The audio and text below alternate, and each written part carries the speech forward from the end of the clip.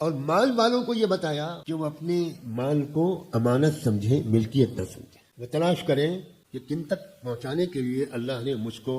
یہ مال دیا ہے، یہ مال میرا نہیں ہے، امانت ہے۔ اللہ چاہتا تو سیدھے سیدھے سب لوگوں کو برابر برابر دے دیتا، کسی کو زیادہ اور کسی کو کم نہ دیتا، لیکن اللہ اپنے بندوں پر بہت مہربان ہے۔ جن کو کم دیا اللہ نے، اللہ چاہتا ہے وہ صبر کے راستے سے جنت میں آ جائے، جن کو زیادہ دیا اللہ نے، اللہ چاہتا ہے وہ شکر کے راستے سے جنت میں آ جائے۔ حکمت ہے اللہ،